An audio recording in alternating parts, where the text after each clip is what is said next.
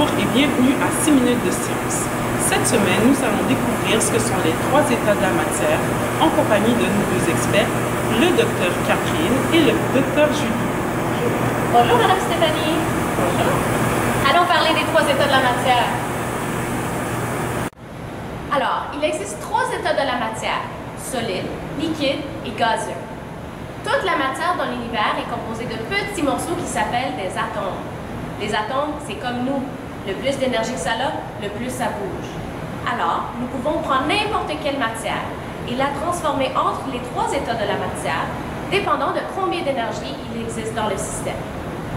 Prenons par exemple un solide qui a très peu d'énergie.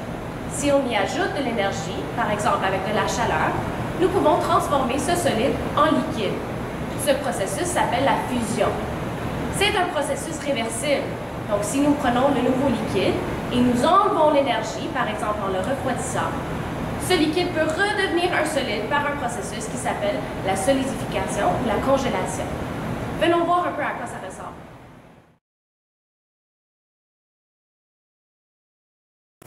Faisons semblant qu'ici, nous avons un solide et que chaque morceau de sable ici, c'est un atome. En ce moment, il y a très peu d'énergie dans le système et ça ne bouge pas. Si on augmente l'énergie dans notre système, on va commencer à faire bouger les atomes. Et petit à petit, le solide va commencer à se comporter comme un liquide. Ici, ça bouille et nous avons des petites balles qui sont en train de flotter dessus. Nous pouvons même faire des vagues avec. Éventuellement, si on rajoutait encore plus d'énergie dans le système, ça pourrait devenir un gaz. Ah, donc si on fait le contraire, on prend un gaz, qu'on le refroidit, on enlève son énergie et ce dernier devrait se condenser, se transformer en liquide. Oui, c'est ça. Veux-tu voir comment ça se fait? Oui, tentons l'expérience.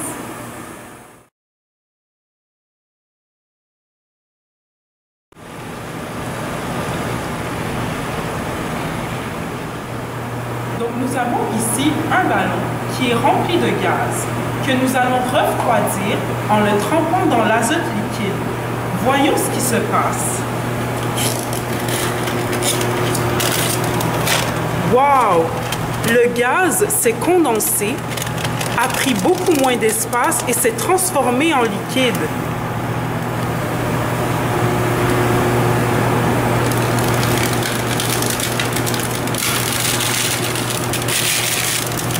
Quand on ressort le ballon de l'azote liquide, on peut constater que le liquide qui est à l'intérieur s'évapore, prend plus d'énergie et redevient sous forme de gaz. Donc notre ballon se regonfle et reprend sa forme initiale. Wow! Donc la condensation et l'évaporation sont des processus réversibles. Étonnant, n'est-ce pas? Saviez-vous qu'il peut aussi y avoir de la sublimation? C'est quand il y a un solide qui passe directement à la forme gazeuse, sans passer par la forme liquide. Viens, je vais te montrer ça.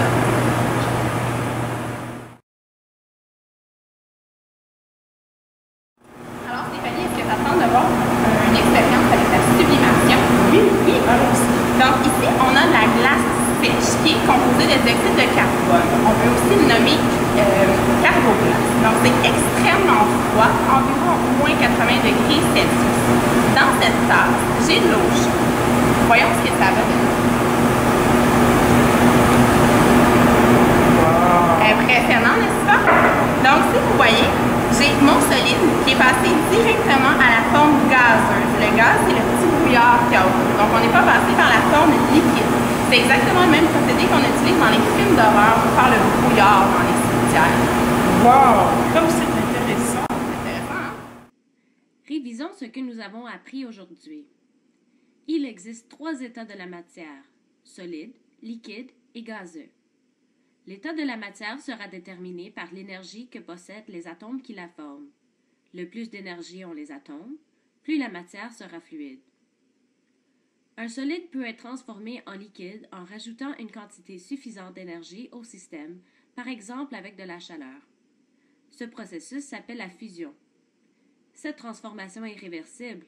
Lorsque nous refroidissons assez un liquide, celui-ci peut devenir un solide. Ce processus s'appelle la congélation ou la solidification. Si on prend un gaz et qu'on lui enlève de l'énergie en le refroidissant, le gaz deviendra liquide par le processus appelé condensation. Mais ce processus est réversible. Donc, si on prend un liquide et qu'on lui ajoute de l'énergie comme de la chaleur, le liquide se transformera en gaz.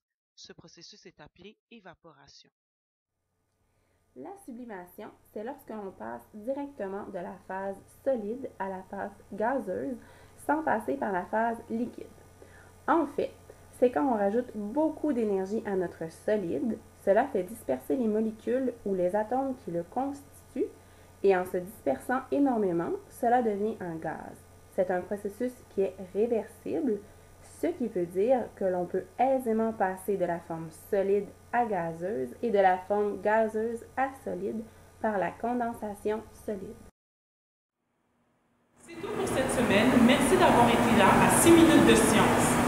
N'oubliez pas que toutes les expériences que nous avons faites aujourd'hui ont été faites avec de l'équipement spécialisé, des équipements de sécurité, par des experts et sous la supervision des adultes.